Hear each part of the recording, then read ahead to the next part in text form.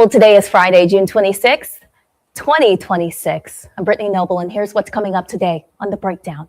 A major Supreme Court ruling could change the lives of more than 1 million immigrants. Why the Trump administration now has broader authority to end temporary protected status for people from multiple countries. And we're exposing the realities of childhood sexual abuse and human trafficking, and highlighting the work that one Indianapolis organization is doing to protect children and support survivors. Plus, it's never too late to reset your career. Why the middle of the year could be your biggest opportunity to earn more, stand out, and get ahead. That's coming up in our For the Culture segment. The Breakdown starts right now.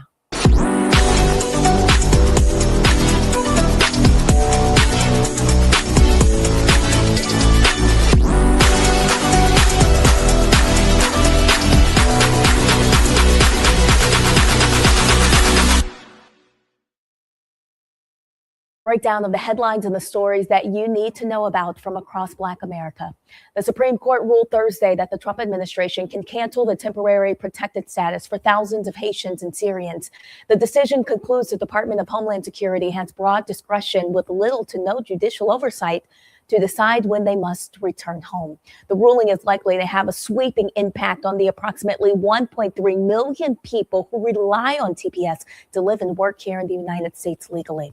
Advocates say they fear it will have devastating and possibly deadly long-term costs for those refugees.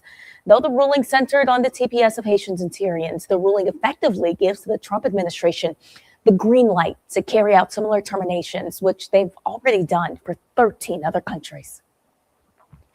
An Arizona police officer is headed to trial on 2 counts of aggravated assault. The indictment comes after an internal investigation concluded that she had engaged in excessive and unnecessary force against people who were handcuffed or in custody. Carrie Carico, who resigned from the Buckeye Police Department earlier this month, was indicted by a grand jury for 2 counts of aggravated assault connected to 2 separate incidents. Earlier this week, she pleaded not guilty. In the first incident, November 1st, 2025, she arrested a pregnant Black woman for reckless driving after a traffic stop. Video from inside the booking facility allegedly shows her pushing the woman against the wall and dragging her back to the bench. The footage also shows that she swung her arm toward the woman's head, appearing to strike her. 3 months later, in January of 2026, she was also involved in another use of force incident after surveillance video captured her punching a handcuffed man in the head. Her trial is set for November. A Georgia woman was wrongfully declared dead while recovering from congestive heart failure by the Social Security Administration. Adrienne Wells Chapman was still recovering in the hospital when she discovered that the Social Security Administration had listed her as having died in September of 2025. And now that government mistake has upended her life. She lost access to her bank account, Medicaid coverage, and food assistance benefits. And without Medicaid coverage, Wells Chapman began receiving large medical bills, including one bill from Emory totaling $48,000, while another from Piedmont reached $52,000. The Social Security Administration says they are reviewing the situation. Former Social Security Commissioner Martin O'Malley says staffing reductions are contributing to processing delays and clerical mistakes affecting recipients. A GoFundMe campaign for Wells Chapman has raised about $1,500 so far. Some medical marijuana patients in Alabama are now being required to take monthly pregnancy tests, the only state in the country with such a law. The new state policy applies for women between the ages of 11 and 50. Patients who refuse the test can lose access to their marijuana prescriptions. Women who test positive risk criminal charges under Alabama's chemical endangerment law passed, which bans drug use during pregnancy. The law also bans doctors from recommending medical marijuana to pregnant patients. The state is also demanding that doctors who recommend medical marijuana to pregnant patients be banned. The Texas State Board of Education is set to vote on a proposal to make sections of the Bible required reading material for public school students from kindergarten through high school. The move has reignited fierce debate over widening effort to introduce religion into public school programs. The Texas mandate could take effect in the 2030-2031 school year. It would have students required to read Bible passages, including Noah's Ark, David and Goliath, Daniel and the Lion's Den, passages from the New Testament about Jesus, the parable of the prodigal son, portions of the book of Job, and the story of Adam and Eve. Now, critics, including Jewish and Muslim leaders, argue that the mandate violates the constitutional separation of church and state. The readings rely heavily on the King James Bible and other Protestant Christian translations, with only one passage from the Jewish Bible. If the measure is passed, it will affect about 5.5 million students. We also want to tell you about an organization that is aiming to bring people together to reimagine and build a future centered on justice, belonging, dignity, democracy, and interdependence. Roland spoke with the Next250 organizers, Tiffany Lofton and Carmen Perez-Jordan, to discuss what to expect at this weekend's rally in Washington, D.C. to celebrate America's anniversary. Next250 has launched a nationwide multi-year initiative aiming to use this anniversary to bring people together around shared values and critical issues. The goal is to imagine and build a future centered on justice, belonging, dignity, democracy, and independence. On Saturday, Next250 will host All of Us 250, a nationwide day of action focused on truth, equality, and freedom. It will include rallies and protests across the nation, culminating in a gathering in Washington, D.C. Joining us right now is Tiffany Lofton and Carmen Perez-Jordan, both of them with Next250. Carmen, you were one of the co-chairs of the Women's March, that massive gathering where, most importantly, like I always keep talking about, data. And so y'all are gathering, y'all are meeting, but how are you taking this event beyond that day and where it is an organization and a mobilization tool? Well, thank you so much, Roland, for having me. It's always like coming home when I come and I talk to you about the work that we're doing, and I just want to say thank you for always welcoming us. For me, I want to just share that this work has started 3 years ago. So what we're doing June 27th is we're doing a celebration of all the work that has happened the last 3 years. For the last 3 years, we have convened over 100 organizations in 36 states and did listening sessions where we gathered the information, and that is culminated into a Declaration of Interdependence. We then did a launch here in September of last year where we revealed the Declaration of Interdependence and then began having town halls to bring the Declaration of Interdependence to life in our communities. And now we're culminating here in Washington, D.C. on Saturday, and it's going to be a celebration of our shared history, but also putting forth a bold vision for the future. What does the next 250 years look like for our communities? And so we've gone from Puerto Rico to Hawaii, who are all coming to Washington, D.C. We have some folks right now here that have joined us, and we're going to have amazing speakers. We're going to have performances. We're going to have face painting for the kids. It's a family-friendly event, but this is really about building political power through our values. Tiffany, so D.C. is central, but how many other events will be taking place across the country for the folks who can't travel here? Yeah, there's going to be a couple of things. One, folks can tune in virtually, so they'll be able to join us there.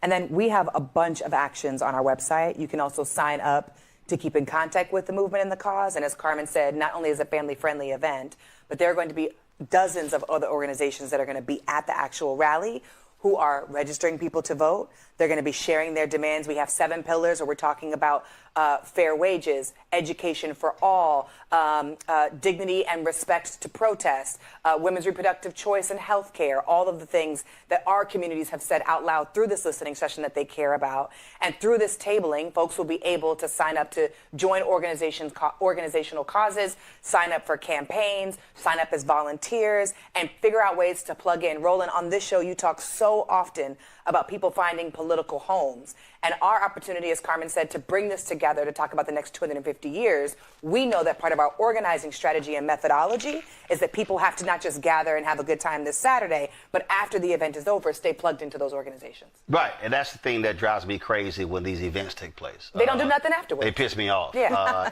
Wait, real quick. I know you're going to ask me later, but I'm going to do it now since people listen in case they hang up. They can sign up and join our listserv right now at Next250.us. And then at the event, we have QR codes. There's going to be a sign, a stage, and people can sign in and register there. We have, I don't know how many buses come in. I don't want to make it up. I know. We have probably like around 17 buses that are coming from the East Coast, anywhere from Baltimore, a couple from New York. Mm-hmm. Chicago, Jersey, Maryland, Virginia. Yeah, we got a bunch of buses coming. And all those folks have also given us their information and contact information and signed up for the bus as well to join us on that day and traveling in on Saturday. The reason... and rain or shine, we doing this, by the way. The reason I keep... I'm fixated on that, and again, Bishop Barber and I, we're always talking about it, is because... in the group chat, I know. For me, everything is micro, macro. Yeah. It's micro, macro. So if 50,000, 100,000 people come to Washington, D.C., but then you know where they're coming from. You have their zip codes. Now, all of a sudden, the issues that are being addressed, the issues that are being talked about, so when something happens in that state or something happens in that county, in that city, then you already have the data to be able to say, oh, we've got 300 people from that county or from that city who participated. So we can now hit those folks direct, tell them what's happening in their county or city, and say, tie into this particular group because we need you showing up at the city council meeting or the school board meeting or the county commissioners meeting. If you don't have that data, what you're doing is you're now trying to replicate what you did, and you hope folks show up, and then you go there, well, I hope we have 30 or 40 people. And that to me is just one of the biggest mistakes that I keep seeing when we're asked to cover these events. And I'm kind of like, all right, we covered it, but what the hell did you do with it? Okay, you had a day of speeches. Great. People, each person limited to 3 minutes or whatever. Okay, I'm always like, what's next? What are you doing with the next? What happens on Monday, Tuesday, Wednesday, Thursday, Friday? Has that been really a large part of the planning and the thinking to really understand that? It has been, and like I mentioned, we started 3 years ago. This was a vision that Linda and Saru had. They were thinking about what are we going to be doing in the 250th anniversary, and is it going to be represented of us? And so we decided. And we already see it's not.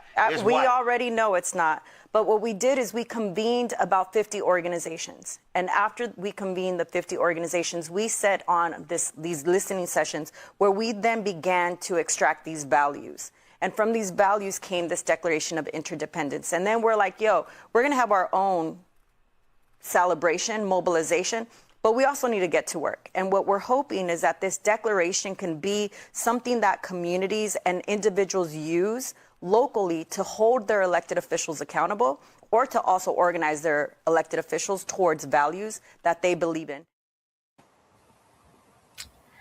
Well, coming up next on The Breakdown, unhealed childhood pain doesn't stay in childhood. After the break, a powerful conversation about healing emotional wounds. And for more news headlines and in-depth coverage 24 hours a day, please visit the Black Star Network. We want to be your source for stories that matter to our community. We'll be right back.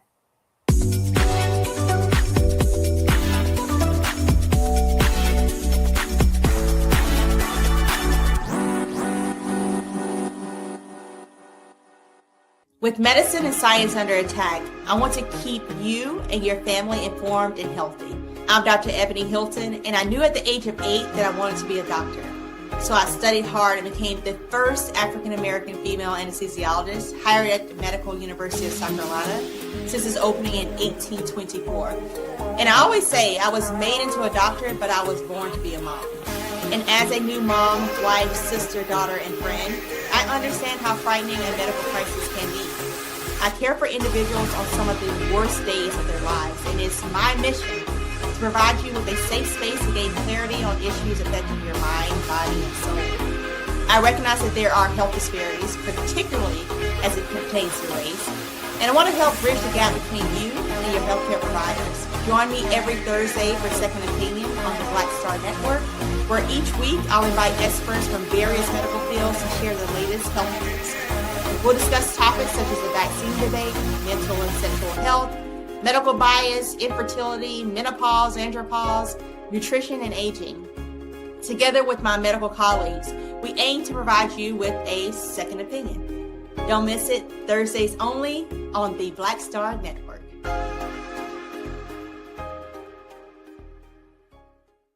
If in this country right now, you have people get up in the morning and the only thing they can think about is how many people they can hurt, and they got the power, That's a time for mourning. For better or worse, what makes America special, it's that legal system that's supposed to protect minorities from the tyranny of the majority. We are at a point of a moral emergency. We must raise a voice of outrage. We must raise a voice of compassion. And we must raise a voice of unity. We are not in a crisis of party versus party. We are in a crisis of civilization, a human rights crisis, and a crisis of democracy itself.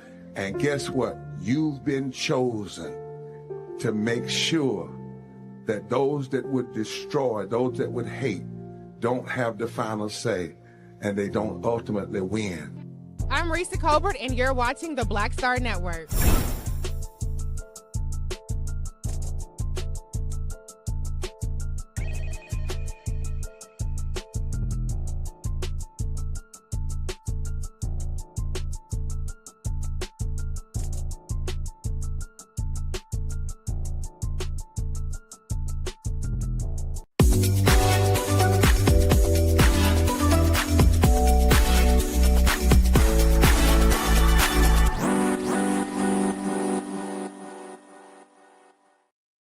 Welcome back to the breakdown. Well, many people carry childhood wounds into adulthood without realizing just how deeply those experiences affect their relationships. But today we're discussing the healing journey and the importance of addressing emotional pain before it shapes the rest of our lives. Dash Hudson is the author of When the Little Boy is Healed, the Man Will Show Up. All right, Dash, so tell us what inspired you to write this book. So when a little boy is healed, the man will show up. Was my opportunity to breathe, was my opportunity to speak up for Junior. Junior, you know, that's what everyone in my household called me when I was younger. When I say household, you know, I communicate it like this: your house will have a hold on you for the rest of your life. So as a man and a father, I was showing up, and the pain was the feedback from my household. Growing up, I wasn't allowed to be vulnerable. I wasn't allowed to speak up for myself. There was no safety. So I was a reflection of the pain that I was going through. So I did not know how to say the words and translate the words. That was the cold, numb, dismissive man, you know, and a little boy was crying out for help inside of me, but I didn't have the words. I didn't have the patience. I didn't have the discipline for myself to communicate what I was going through. So this book is the opportunity, along with my journey of healing, growing, and learning, and finally learning how to translate the words from my pain. I always say life is a language and conversations control your destiny. So sometimes we see people, but we only see them for their behavior, how they're showing up in the moment, but we have no idea, you know, what they've been through and what their experience is. So this was the opportunity for me to speak up for young men and men going through similar situations that I've been through as a little boy. And tell us a little bit more about what men would get if they picked up your book. Insight, perspective, clarity, peace of mind, direction, guidance, confidence, understanding. Also, it gives you the ability to finally be able to speak up. I always say, if you have never been 100% completely honest out loud, then you have never been yourself in the presence of anyone. I'll repeat that, right? If you have never been 100% completely honest out loud, then you have never been yourself in the presence of anyone. Sometimes we show up and we're the character, we're our job, we're our position, we're the father, and we're never having open, honest conversations when it comes to what created, you know, who we are in the moment. Even when it comes to romantic relationships, you may be in a relationship with a man and you may perceive him to be numb, cold, dismissive. But if you ever had the opportunity to see him behind his pain. So for many men, I wrote this with that perspective, and I wrote this in mind, like, what words would I have needed? You know, what words would Junior have needed to be free? So this book will give you clarity and freedom. Go into detail a little bit more about how these childhood experiences truly shape the men that we see today. So I'll give you this perspective. when we think about love and we enter relationships and you experience pain and heartbreak from someone and you say, I thought you loved me. Why would you treat me that way? So I want to give you guys insight on the first time I heard love consistently. Every time my mother was beating me, she would tell me that she loved me. So the first time I heard love consistently, that was programmed into me with pain. I think of life when love is expected of me, when I only know love is pain. So, you know, what I've been through, I would say, you know, a boy with a low self-esteem grows to be a man with no self-esteem. So that communication and that perspective of love, you know, sometimes as parents, we parent the way that we were parented. So it's not that my mother was this cold, malicious person. She was only doing to me what was done to her, but that created the pain and the agony that I've been through. And so most men, you know, we show up, the world will look and say it's a man's responsibility to do this and to do that. But as men, we can only respond from our ability. I didn't know how to love. I didn't know how to tap into my own emotions and vulnerability. So it's a lot of men that's stuck in a childhood version of themselves, and they can't show up and they can't perform, not because they don't want to, but simply because they don't know how. And Dash, how does that affect their mental health, suppressing emotions like that? I always say it's a reason that a teapot has a hole. You know, if you remove the hole, the teapot explodes. So it's a lot of men that they're just repeating a conversation and a communication that was told to them when I was young. Crying is acting like a little girl. You're being soft. You're being a punk. So that became my mindset. That became my perspective. I always say, you know, technology mimics human behavior. So the same way you have a digital algorithm, you have a mental and emotional algorithm. The algorithm of my childhood, also neurological pathways, your brain wires itself to your environment, your conditions, your everyday habits. So my mother telling me that crying is acting like a little girl, stop being soft, stop being a punk. Every moment of my life that required me to feel, I couldn't feel anything. I didn't connect to the world. I didn't connect to myself. So it's so many men trapped in that version of themselves. And not only are they showing up like that for the world, they're showing up like that to their children. So you have a father that's repeating the same cycle. So this is why young men are not connecting. This is why we can't connect to ourselves. This is why we're not showing up in relationships. And this is breaking households. This is breaking communities. And this is breaking families.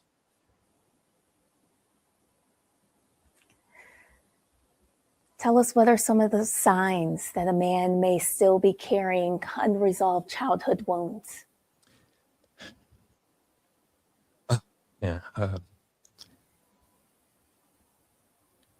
All right, so I'll translate. You know, even with you asking me that question and I had to reflect to answer it, I got triggered.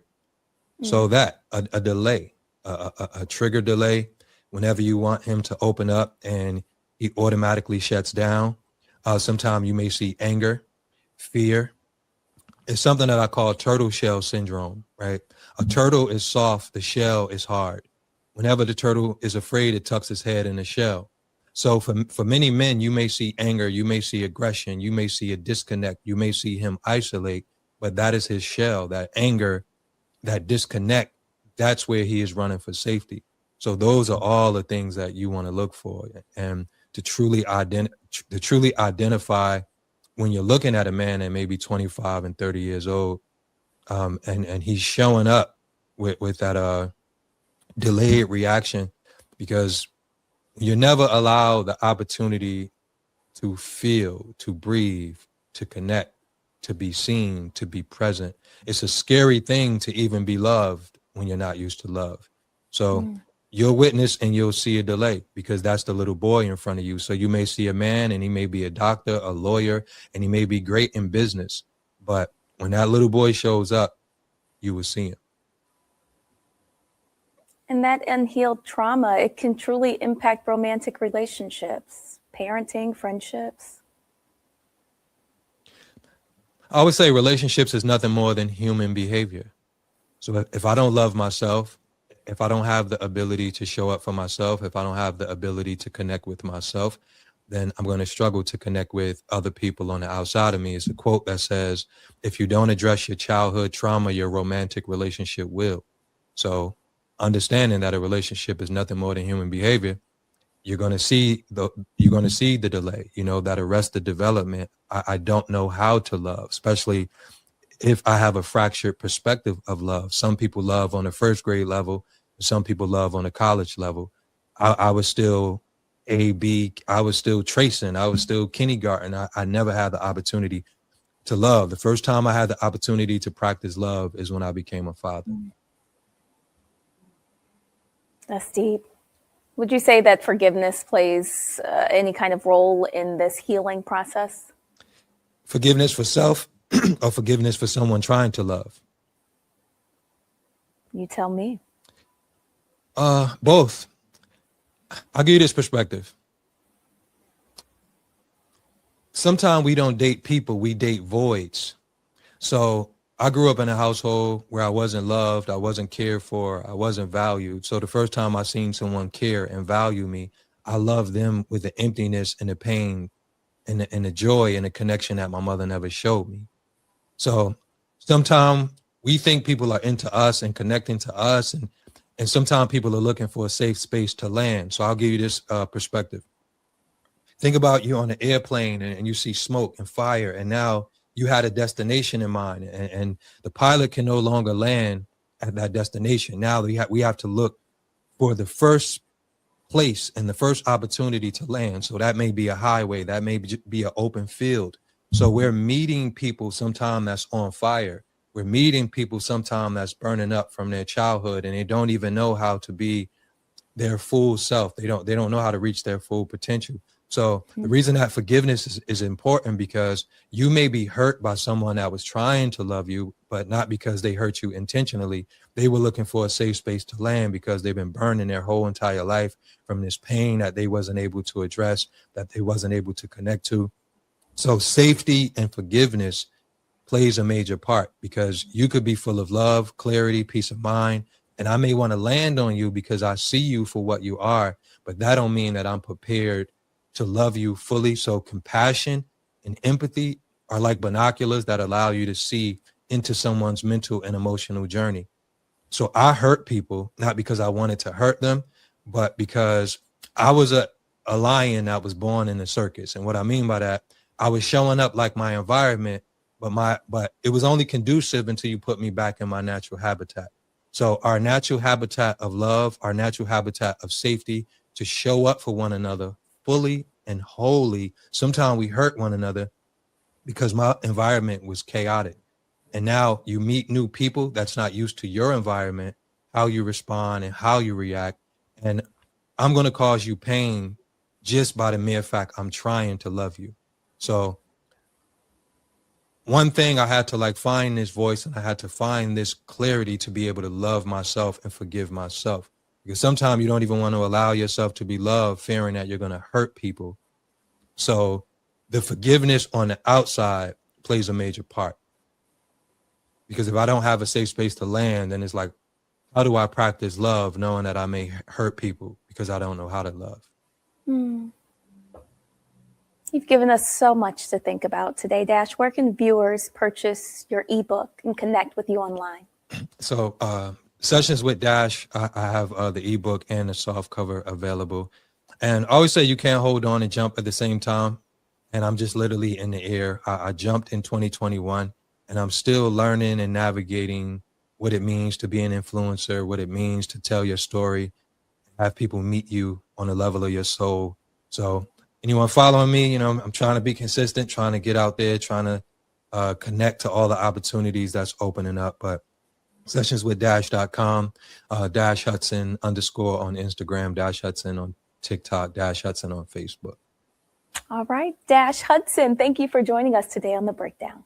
Thank you so much for the opportunity. Well, coming up next, after the break, we're shining a light on the fight against childhood sexual abuse and human trafficking. One Indianapolis organization is helping survivors heal while working to prevent more lives from being impacted. Stay with us. It's an important conversation. And if you like the work we do, Know that your support is critical. You can support us via Cash App using the Stripe code. We'll put that there in the bottom left-hand corner. You can also help us out with credit cards. Please use the same thing. PayPal's are Martin Unfiltered. Venmo's RM Unfiltered. Zelle at Roland@Martin.com. Rolling at RolandMartinUnfiltered.com. And if you're old school, you can send checks and money orders payable to Roland Martin Unfiltered, P.O. Box 57196 in Washington, D.C. Please stay with us. There is so much more to come on The Breakdown. We'll be right back.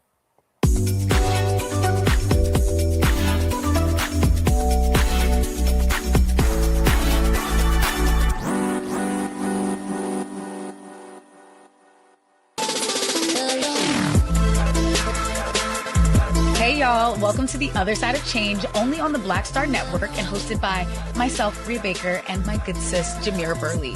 We are just two millennial women tackling everything at the intersection of politics, gender, and pop culture. And we don't just settle for commentary. This is about solution-driven dialogue to get us to the world as it could be and not just as it is. Watch us on the Black Star Network, so tune in to The Other Side of Change.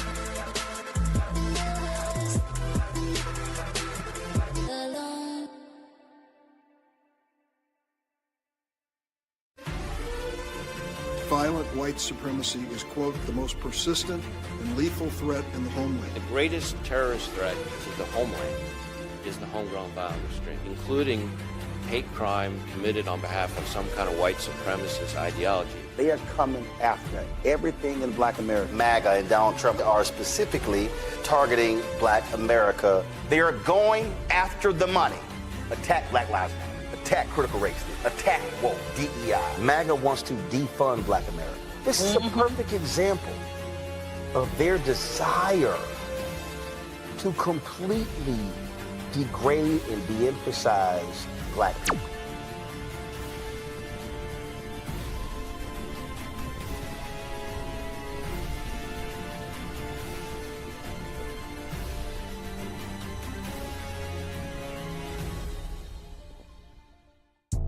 Hi, I'm Swing Cash, Basketball Hall of Famer, and you're watching Black Star Network.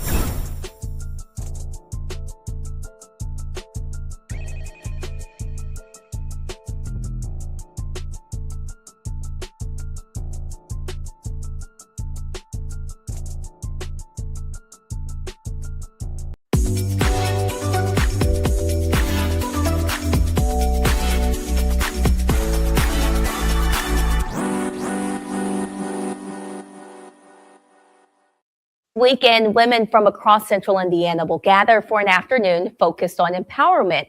The Boss Lady Tea is hosted by Pastor Tanya Hill, Executive Director of the Abundant Life Institute. The organization works to support survivors of childhood sexual abuse. Joining us now is Pastor Hill, founder of Abundant Life Institute, and again, host of the Boss Lady Tea. Thank you so much for joining us today. Check to see if you could potentially be on mute because I can't hear you and I don't know if my crew can. So check your settings and see if you can unmute yourself. And it's okay. Let's try it again. Testing 1, 2, 3. Okay. So what we'll do is we'll go to a quick break, and then we'll get her audio worked out, and then we'll see her back in just a moment because we have to talk about her event, her Boss Lady Tea that's happening tomorrow in Indianapolis. Stay with us. We'll be right back. You're watching The Breakdown.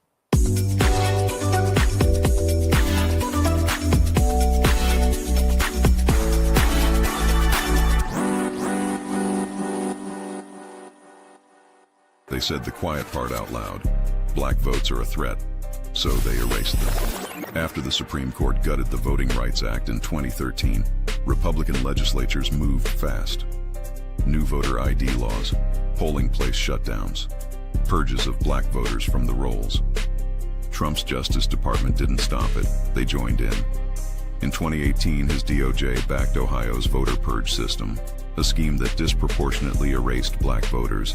Their goal, erase black votes and political power. Yeah, that happened. These are the kinds of stories that we cover every day on Roland Martin Unfiltered. Subscribe on YouTube and download the Black Star Network app. support fact-based independent journalism that centers African Americans and the issues that matter to our community.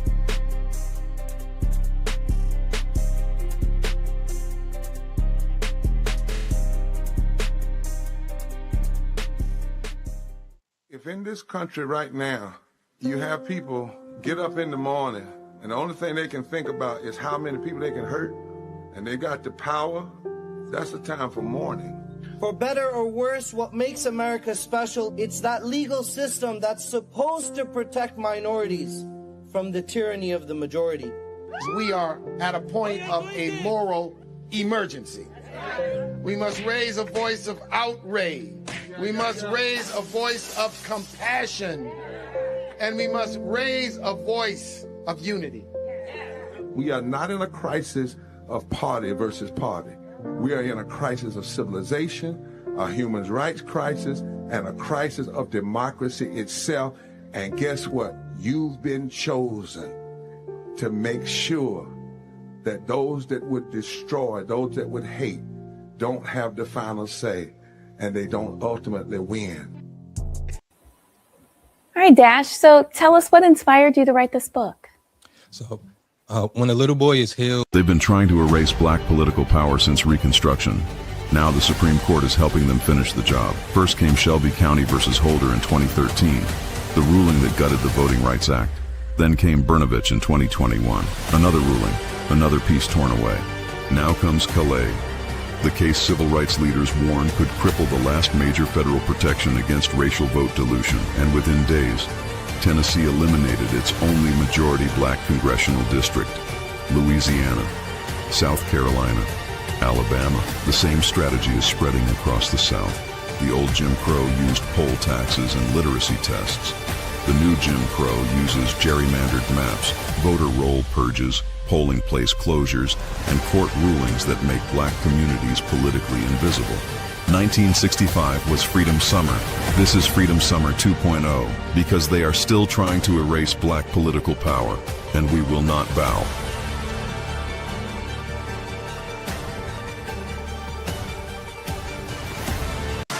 A decade of love, joy, and power. Black Voters Matter is 10 years old, and we are just getting started. This is love with a purpose. This is black joy in motion. This is unstoppable power. Across campuses, neighborhoods, and back roads, let's go. We show up not just to vote, but to be seen, to be heard, to belong. We ride together, we organize together. We remind each other that our voices matter, because they always have. Black Voters Matter is about more than ballots. It's about housing and healthcare, clean water and living wages, education, reproductive freedom, and dignity. It's about turning pain into action, turning belief into movement, turning community into power. We don't wait to be invited. We bring the energy. We bring the love. We bring the people. Because when black communities come together, we don't just survive, we thrive. This is how change happens. This is how history moves. We organize, we build, we win. Folks, Black Star Network is here. I'm real revolutionary right now. Support this man, Black Media. He makes sure that our stories are told. Thank you for being the voice of Black America, Roland. Stay black. I love y'all. All momentum we have now, we have to keep this going. The video looks phenomenal. See, there's a difference between Black Star Network and black-owned media and something like CNN. You can't be black-owned media and be scared. It's time to be smart. Bring your eyeballs home. You dig?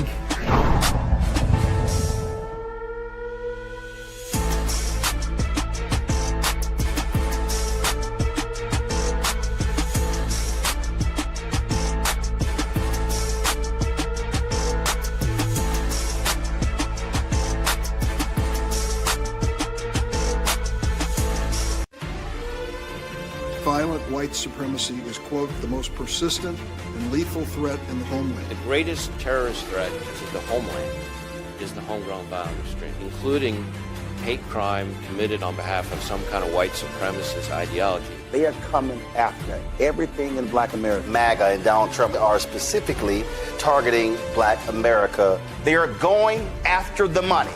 Attack Black Lives Matter. Attack critical race theory. Attack woke, DEI. MAGA wants to defund Black America. This is a perfect example of their desire to completely degrade and de-emphasize Black people.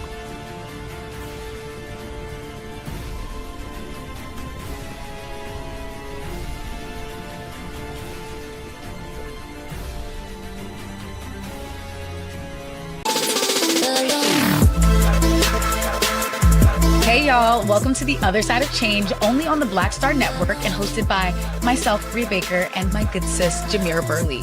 We are just two millennial women tackling everything at the intersection of politics, gender, and pop culture. And we don't just settle for commentary. This is about solution-driven dialogue to get us to the world as it could be and not just as it is. Watch us on the Black Star Network, so tune in to The Other Side of Change.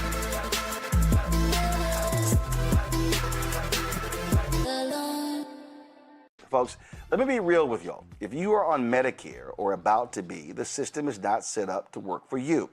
Too much fine print, too many plans, and too many people making money off of your confusion. And look, we're used to this. We're no stranger to systems that don't have our best interests at heart. But we don't have to accept it when it comes to Medicare. That's why I'm telling you about Chapter. Their advisors are independent and honest. In fact, they are the only Medicare advisors that compare every plan nationwide. And they're focused on one thing, what actually works for you. If there's a better plan out there, they'll find it. If you're already in the right one, they'll tell you that as well. No games, just last year, people who switched with Chapter saved an average of $1,100. It's 20 minutes with a real person, completely free. So give Chapter a call, 724-264-8281, 724-264-8281, and connect with someone you can trust. They said the quiet part out loud. Black votes are a threat, so they erased them. After the Supreme Court gutted the Voting Rights Act in 2013, Republican legislatures moved fast. New voter ID laws, polling place shutdowns, purges of black voters from the rolls. Trump's Justice Department didn't stop it, they joined in. In 2018, his DOJ backed Ohio's voter purge system, a scheme that disproportionately erased black voters. Their goal, erase black votes and political power. Yeah, that happened. These are the kinds of stories that we cover every day on Roland Martin Unfiltered. Subscribe on YouTube and download the Black Star Network app. Support fact-based independent journalism that centers African Americans and the issues that matter to our community.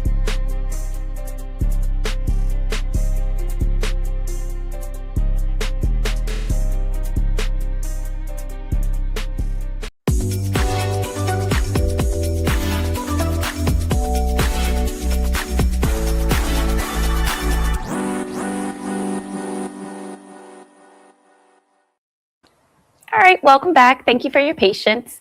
For the culture, we're halfway through the year, making this the perfect time to take a fresh look at your career goals. Joining us now is career and workforce expert Brittany Noble, CEO and founder of Career Thrivers. Thank you so much for joining us today. Thank you for having me. It's so good to be with you. Absolutely. Wonderful to have you as well. Listen, Brittany, tell us a little bit more about Career Thrivers. Sure. So yes, we are a workforce and organizational development firm working on talent and leadership infrastructure for the AI era of work. And when we say talent infrastructure, leadership infrastructure, really what we mean are four things: pace, platform, people, and power. And so do organizations, or even as you're thinking about yourself, how are you preparing for what is coming from a workforce and labor perspective as AI is changing not only the way we live, but what work means in the future? And then why is the middle of the year such an important time for professionals to evaluate where they are in their careers? Yeah. And so we think of this as like a mid-year reset, an opportunity for you to, assess the previous 6 months before you get into the next 6 months. So it's the perfect time for you to take that kind of critical eye. And if we're thinking about, okay, reset, that sounds great. It's the middle of the year. That makes sense to me in terms of a calendar standpoint.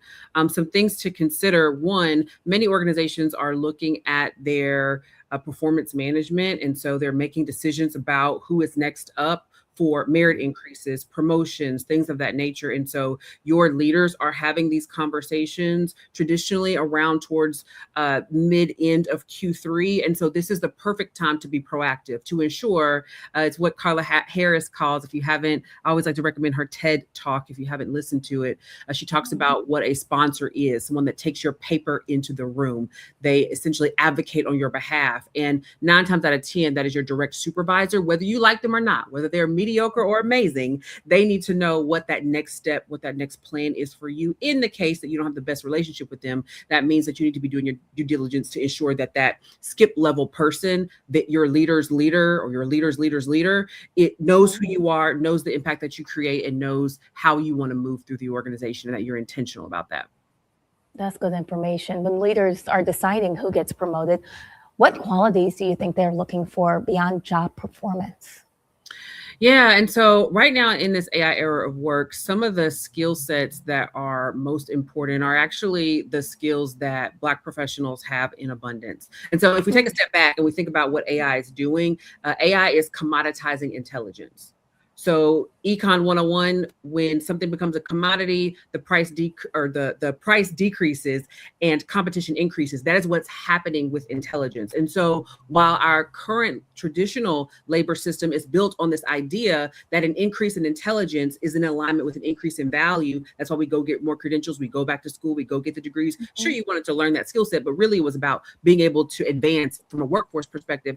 The price decreases and competition increases. That is what's happening with intelligence. And so while our current traditional labor system is AI, because intelligence is a dime a dozen, everyone has access to a system and a tool. And from a enterprise perspective, they have even more access to knowledge and information to drive the business, to serve the client and the customer. So the value proposition for people is much more centered on our human skills. And Black professionals, we have things like being able to lead through adversity, being able to communicate in a clear, concise, and compelling way to build trust in environments that aren't designed for us. We have a competitive advantage there. Being able to problem solve in real time, being able to deliver results under pressure, being very change agile, being able to step into really stormy situations and be the calm in the storm. Like, that is who we are as a people. And so we bring a certain competitive advantage to a traditional workforce that sometimes we lean out of. And this is the time to lean into what many would call soft skills. At Career Thrivers, we call those power skills, the top of the list of which is your ability to communicate, particularly to build trust within a workforce environment. Number one, most important skill, the ability to storytell, the ability to communicate in a clear, concise, and compelling way. Those are the types of skills that create a true competitive advantage in today's workforce. And talk a little bit more about those relationships that we should be building and how they can be beneficial to us.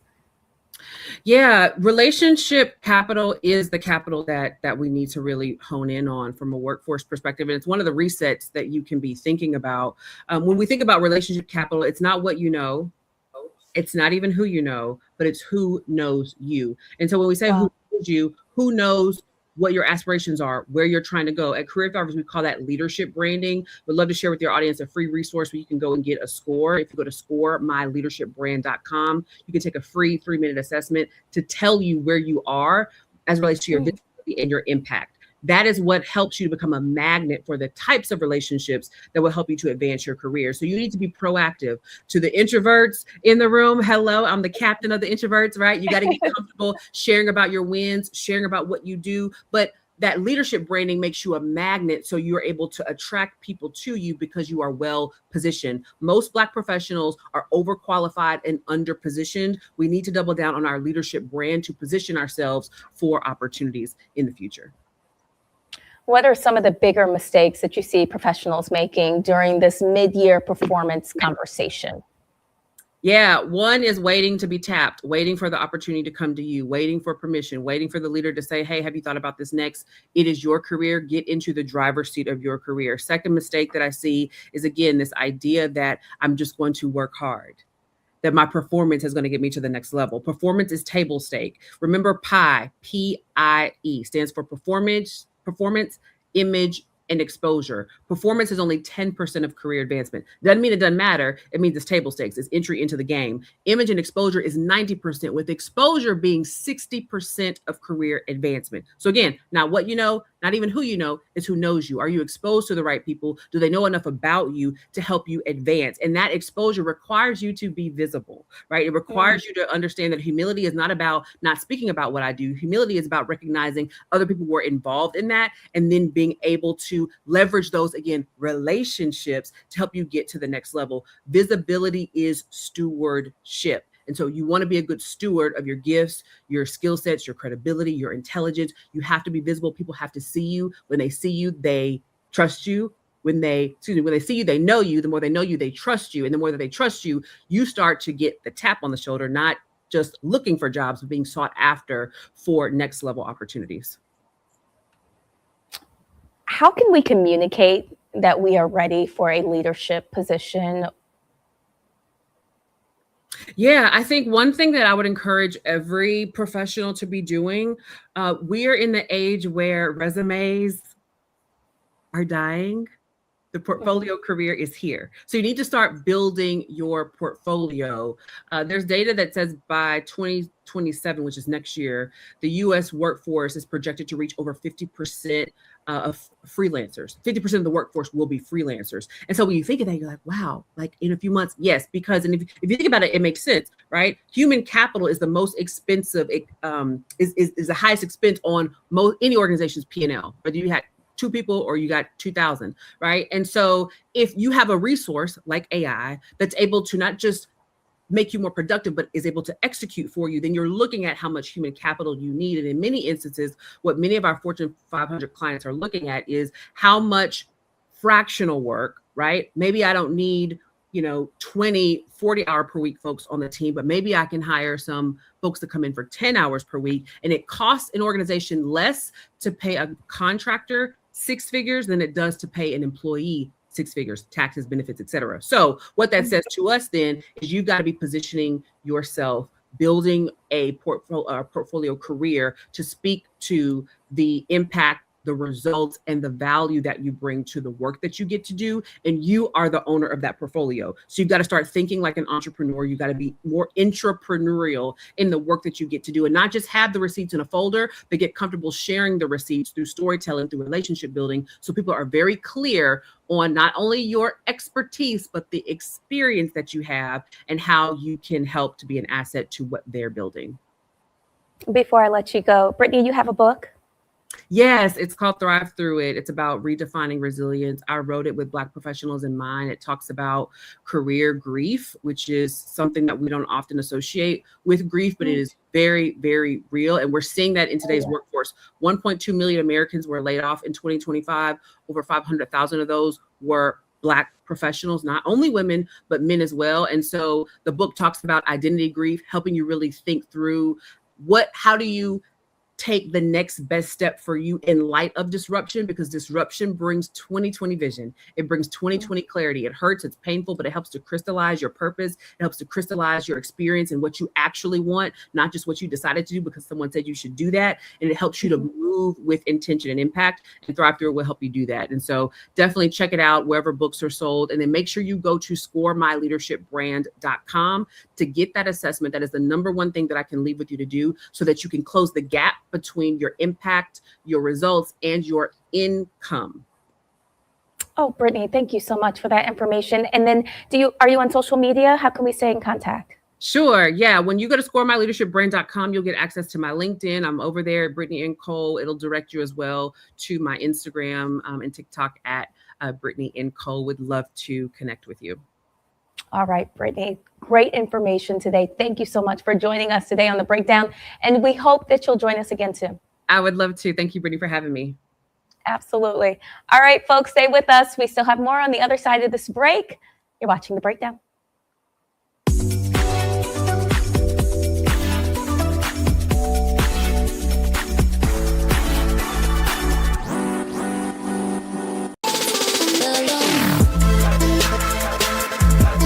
y'all. Welcome to The Other Side of Change, only on the Black Star Network and hosted by myself, Rhea Baker, and my good sis, Jamira Burley.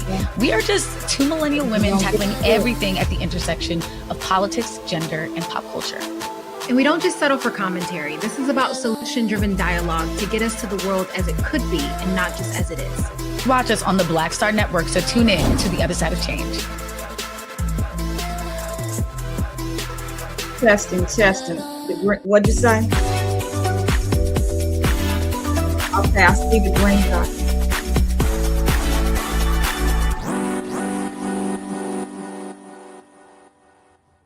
All right, we can hear Pastor Tanya Hill now. She was hosting the Boss Lady Tea this weekend in Indianapolis. Welcome to the breakdown.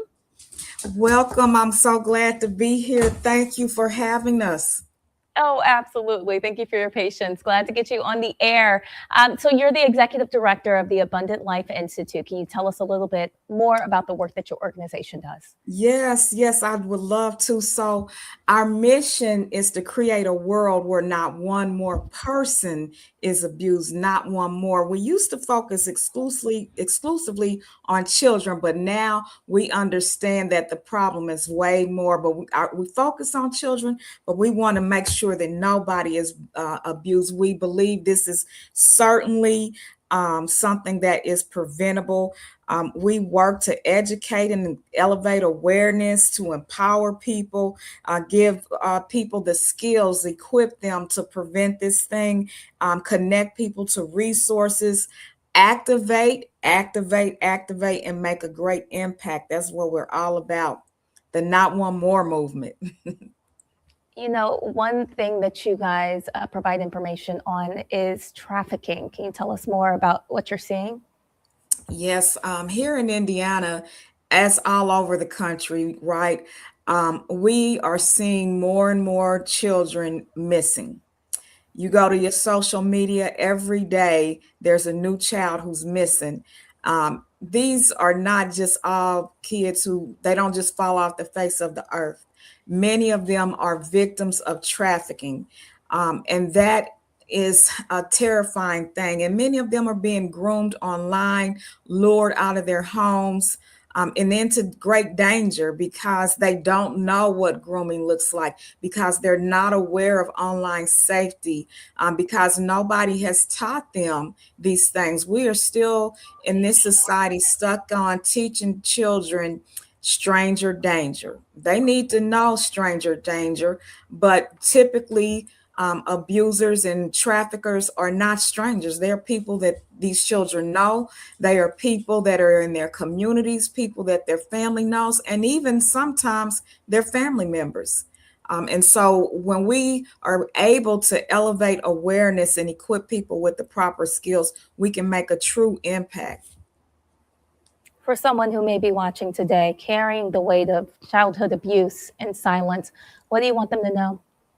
I want them to know that their voice matters, that they need to keep telling their story, that we hear you, that we believe you, that it's not your fault, no matter what the predator has told you, and we're here to support you along your journey. Tell us a little bit more about the event that you're hosting tomorrow, the Boss Lady Tea. Yes, it's Sunday, June 28th at 2:30. It's the Boss Lady Tea. This is one of our signature events. We are super excited about this. We are celebrating women. We call this our Boss Lady Impact Award. We have women who are faith leaders who are coming from some of our churches who have been nominated. We have women who are making great strides in the community-based arena as it relates to youth empowerment. And we have ladies who come to us through business and influence who are making a great impact, helping people become resilient. Because the best way to heal is to take care of yourself and have the resources that you need to live a good life. And so we are so happy about that. This is an elegant tea. The ladies will dress up. They'll come in their hats and bring their teacups, and we'll have a great, great time. This will be a parade of boss ladies. We'll have live music. We'll have a display of beautiful food. We will connect. We have what we call a sip and pour, a pour and sip ceremony that is a way to connect to one another and just bring people into the movement, the Not One More movement. It will be an opportunity for them to share, for everybody to share. You can join this mission by sharing your talents, by sharing your time, and sharing your blessings. So we are looking for people to come and pour a blessing. This is a great cause. It celebrates women and it supports the mission that we are, the mission, our work. And we just pulled up a bit of the registration so we can mission by sharing your talents, by sharing your time, and sharing your blessings. Yes, through the Eventbrite. It is Boss Lady Tea 2026. On Eventbrite. And how can events like this strengthen women and businesses and community here in Indianapolis? Oh, it is a time where women can come together, connect, refresh, be healed, see and hear one another, understand that no, we're not alone. We are better together, and together we could do this. What are some of those maybe red flags that parents and teachers, church leaders, community members should be paying attention to? Some of the red flags, this is when your child begins to isolate. They may begin spending a lot of one-on-one time with another person that may be older than them, in a position of authority over them. They may leave home unexplained. They may be too in tune to their social media. If these are part of the grooming processes, the groomers want to isolate. They want to gain access. They want alone time with the child, one-on-one, so that they can present themselves as somebody who can meet their needs, somebody who cares about them, somebody who understands them more than anybody else in the world.